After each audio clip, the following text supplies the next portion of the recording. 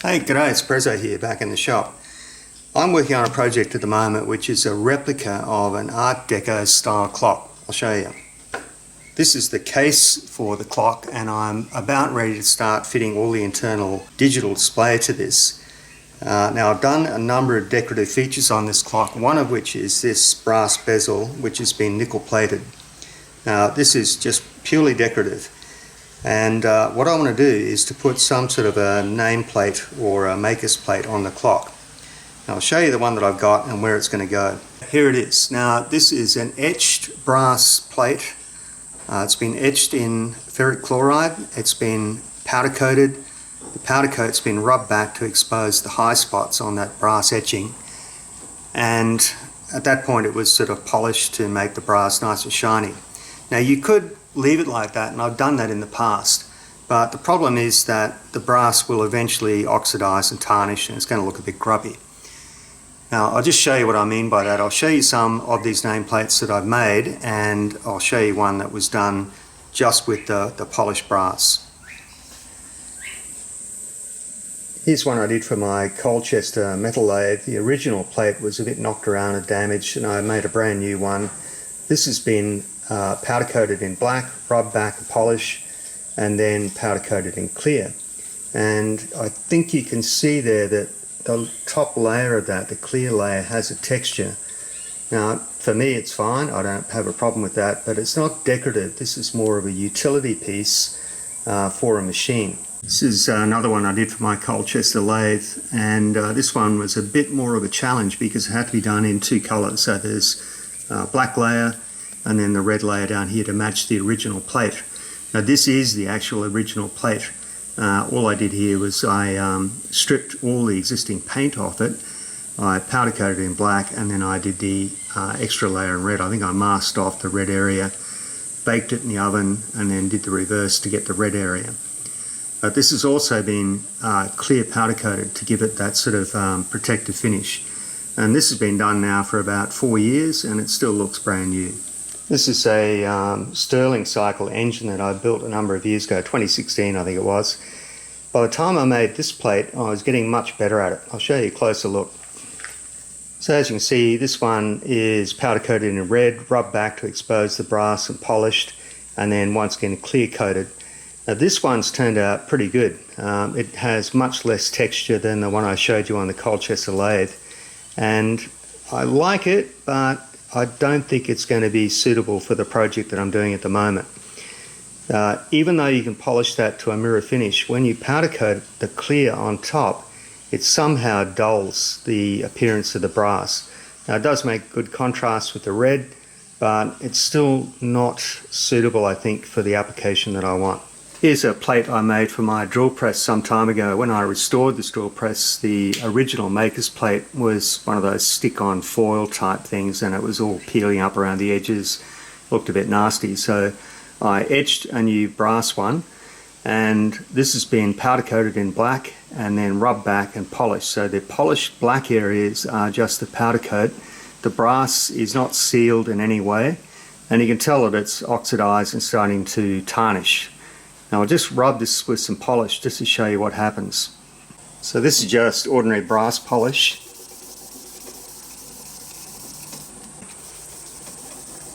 And straight away you can tell that that looks nice and shiny where that brass has been polished. And it looks great for a couple of months, and then it starts to get that patina about it again. Now, on my clock, I don't really want to do that. I want to have the maker's plate so that it looks brand new all the time. Now, as you've seen with the plate on that drill press, I don't want to have the same issue with the brass tarnishing and looking a bit ugly after a period of time. Plus, because of the place where I want to put it, which is basically just underneath that nickel plated bezel there, I wanted to be sure that the two of them look compatible. Now, I could nickel plate that, but it's a complex process to do it that way. You've got to basically put it in a heated bath, and I wasn't sure how that was going to react with the powder coat that I've got on that. So instead, what I've done here is I've silver plated that. Now, This clock is representative of the era around about 1930 to 1940, and craftsmen back at that time were starting to explore decorative finishes for metal like chrome plating, nickel plating, silver and gold. It was meant to be a period when things were opulent and a bit decadent, I guess, and like polished brass looked a bit too Victorian back at that time. So what I've done here is I've used a very simple form of silver plating to get that look, and that's what I want to show you today. Before I do that though, I just want to talk about the process for creating these etched brass plates. Now, I did a video some time ago on building a Stewart No. 8 steam engine, and one of those videos shows how I created an etched brass plate for that engine. So I'll put a card up here now if you want to go back and look at the whole process, that is the preparation of the metal and the etching itself. But to get to that point, you've got to mask off some areas of the brass so that the etching solution will leave them untouched. The etched areas end up being lower, and those are the ones you can fill up with powder coat or paint if you want to do it that way. And it works quite well if you use an enamel paint. One of the methods that I've used, and in fact the method I used for doing the Elixir nameplate, was to use this material here. This is called it's called press and peel. And it's basically a laser printable transfer film. And here's one that I did for that Stirling engine, and I ended up not using it because I accidentally reversed the image and it basically made it unusable. This stuff has two sides, got a shiny side and a dull side. You can see there that I accidentally printed the Elixir plate on the shiny side and I had to do it again. The dull side gets printed on with the laser toner, and you then transfer the toner to the brass by using a heated iron. Now this stuff is designed for doing printed circuit boards where the layer of copper on the board is very thin, and as such it heats up very quickly. On solid brass, especially brass the thickness that I was using, the heat transfer takes much longer, and after lots and lots of trial and error I found out that the best way to do this is to lay the iron on top of the brass and leave it there for about 5 minutes to bring the temperature up. Then you place the peel and press onto that surface. Press and peel, what am I talking about? Press and peel, sorry. Then you place that onto the surface and iron it down. And that turns out to be fairly successful. Now, I'm going to talk about the advantages and disadvantages of this material in a minute. Okay, this is the other material you can use. This is called a dry photoresist film. Goes by various names, but it's basically a photoresist. And by that I mean that it can be exposed to ultraviolet light through a mask, and once that process happens you can develop it and wash away the areas where you want the etchant to attack the brass. Now this is a multi-step process, involves a lot more messing around than the press and peel, and I'm going to summarize the different techniques that you use shortly. The important thing to remember here is that this material has 3 layers. It's got a layer of clear on both sides. The blue layer in the center is the one that's sensitive to ultraviolet light, and it has to be bonded to the metal, whether you're using a circuit board or solid brass or solid copper. The bonding process is done with heat. Now during that process I found that this material was giving me problems. There were tiny bubbles coming out in it, there were creases that kept bubbling up and buckling, and after about 5 attempts I gave up. Now I believe this stuff has a use by date, and when you buy it fresh it works perfectly. This piece, this roll here is probably about 3 years old, and it's I think it's probably gone off. So I've ordered some more. Good thing is it's quite cheap. Now I'm going to show you a summary of both of those methods, the photoresist and also the press and peel, and you can decide for yourself which one you think you might want to use. So for the dry photoresist, the main advantages are that it's a very cheap solution. A 1 meter roll costs around $10. Also, once it's applied to the metal, you can handle it without too many problems worrying about it getting damaged or scratched. and you can use up all of the small pieces. The piece of photoresist you cut only has to be the same size as the metal itself. Now, there are some downsides to this material as well. Firstly, there are many more steps involved to make the resist on the bare metal. You have to be able to apply the film to the metal using a laminator. You have to develop the film using a solution of baking soda and water, and this washes away the areas to expose the metal to the etching solution. The other thing is that the film goes off after a certain period of time. If you don't use it, it degrades and it has to be replaced. You also cannot work anywhere near ultraviolet light, so that would mean that you need to work indoors in a dull sort of a room, or preferably under a safe light. You also need to print your artwork on two separate pieces of overhead transparency film. These are then doubled up, and it gives you double the density of toner on that clear film, and that more effectively blocks out any ultraviolet light. Now there's more. You also need to be able to layer those two transparencies exactly. Registration has to be spot on, otherwise you'll get a blurry result when it's exposed to UV light. You need to print your artwork in reverse on that overhead transparency film. That way the toner face goes down against the bare metal and the sunlight passes through the toner face last. That gives you a much crisper edge on the finished artwork. You do need a laminator to bond the photoresist to the bare metal. I haven't tried doing this using a domestic iron, but a laminator can be purchased relatively cheaply, but they're not primarily designed for this role. Finally, you need a source of UV light. Now, I find that ordinary sunlight works for me, but cloudy days and working at night, well, that's going to be an issue. The press and peel blue has a number of advantages. First one is it's easy to print. It's a one-step printing process. There are far fewer steps involved in getting it onto the metal itself. And finally, you get a very, very crisp edge to your finished artwork. Okay, here are the downsides. It's more expensive than the dry photoresist.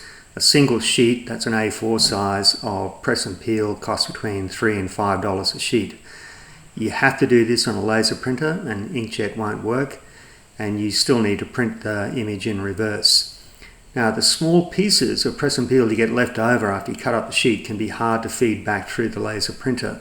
They can get jammed or get caught inside the machine, so it tends to be a little bit wasteful. Once the resist is applied to the metal, it is prone to damage. It is, after all, just laser toner bonded to the metal. It can be scratched off or abraded. If that happens, you have to touch it up before you put it into the etchant. The biggest issue I had with this stuff was trying to calculate the amount of heat, time and pressure you need to bond the toner to the bare metal. The heat and pressure are affected by the thickness of the metal itself and also the thermal mass of that material. So copper might have more thermal mass than brass, for example. In terms of software, I use CorelDRAW, but you could use Adobe Illustrator, or Inkscape is an open source solution. All three of these are vector drawing programs, and they tend to give you the sharpest result. If you're dealing with bitmap images, you need to make sure they're very, very high resolution, especially if you're working in extremely small sized articles that you're etching. If you are preparing for dry photoresist, you need to remember that the black areas are going to block UV light from getting to the film. Therefore, those areas will be washed away in the developing solution, and the metal will then be exposed to the etchant. Anything in the white areas is going to be exposed to UV light. That will harden the film, and during the etching process, that metal will be protected. So they are going to become your raised areas. So if you're etching in brass, you're going to find the white areas will come out as polished brass. You do need to reverse your artwork so that when you print this on the transparent film, it will put the toner side down against the bare metal. That gives you a much sharper result. When you are preparing for the press and peel blue, it's the exact opposite. Any of the white areas won't actually have toner on the film, and therefore the metal will be exposed to the etchant in that area. The black areas are going to print with toner, therefore they're going to protect the metal from the etchant. So they, once again, they're going to become your raised areas. If you're etching in brass, that's going to be polished when you're finished. Okay, this is basically what you need for doing this silver plating process. So this is a chemical that I bought from Caswell. I just bought the small container of this. You need some sort of container to put the chemical into. You need something to work on, just something impervious. Wooden bench is probably not the best thing. I just made this. This is just a strip of stainless steel bent like a hockey stick at the end.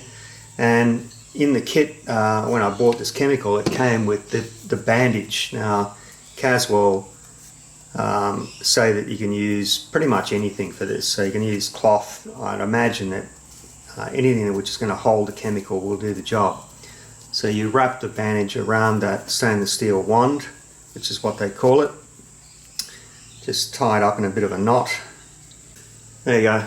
It's a bit rough and ready, but that's essentially all you need. Okay, I've just cleaned that, and you can use alcohol or a strong detergent. I used a product called Jane Kitt's Parts Wash, and I use that on the nickel plating process as well. Okay, just need some of this chemical, not a lot, just enough to wet the bandage basically. That stacks. Okay, positive lead of your power supply goes on the wand, and the negative lead of your power supply goes on your work.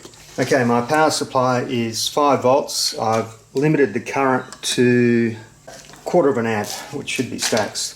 So we just dip that bandage into that chemical, and we just rub that on. And it's just like magic. It just instantly turns silver. Now, if it looks a bit tarnished and black, don't worry about it, that comes off.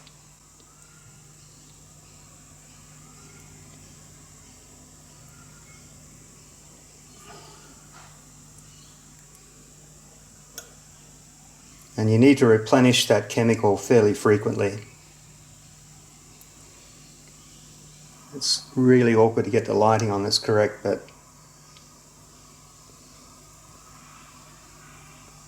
I know that just looks black, but don't worry.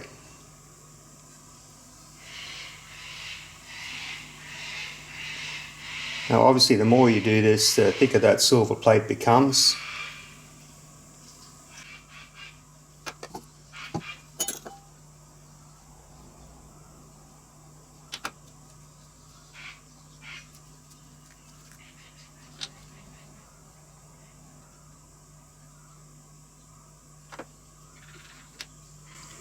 Alright, looks completely black, doesn't it? But let's go and polish that now with some silver polish. There we go, just using the old silver polish. Seems to work pretty good. And you don't need to rub it very hard, this is just to remove the oxide.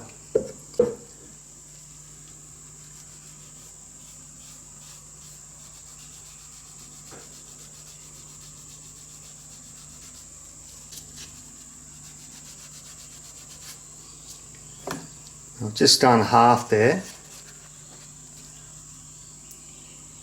So you can see that top half there, how that's come up. And I think the silver is a really good contrast against the black. So I'll just finish this off.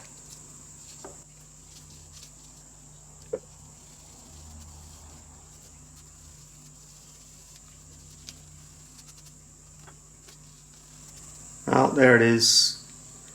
And I don't really need to do anything more to that. I might just put a little bit of beeswax on that just to protect the silver a bit. But I reckon that's going to look good. It's going to match the nickel of the bezel really well. Well, there's a close-up of the finished plate. All I've done at this point is I just put some wax on that, and that will help to protect that silver coating. Although silver is one of those metals that is very good at resisting corrosion and tarnishing. Interestingly, Caswell sell a kit, a plug-and-plate kit, that does 24 karat gold. And gold, of course, is one of the best of the noble metals at resisting corrosion. They also do a nickel and cobalt mix, which looks more like chrome. And it's a lot harder than nickel, and certainly harder than silver, which is what I've used here. Now, I'm guessing that that silver coating is very thin, and if this was in 24-hour-a-day use and it was sort of subjected to rough handling, then it's probably not going to stand up. But in this application, just as a decorative thing, I think it's going to be fine. Now, I'll be attaching this to the clock using double-sided tape. You can drill holes at the 4 corners, and you can fix these to wooden projects using these. These are Escutcheon Pins, and they have a rounded head and a point like a nail, and they drive into soft materials very easily. Alternatively, if you're attaching these to a casting, you can use these. These are a drive pin. They've got a spiral, very coarse spiral thread, and they're just simply hammered into an undersized hole. They're a nightmare to get out again though. But in my case, I think the double-sided tape is going to do the job. So that's it for this video. I hope you've learned something. I hope you're inspired to have a go at something like this. I think these sort of little decorative finishes on your projects always help to make them look a little bit more professional. The next video that I'm doing is for the Lixie clock itself, and we're going to try and get that fully assembled and running. But for this one, that's all I got for now, and thanks for watching.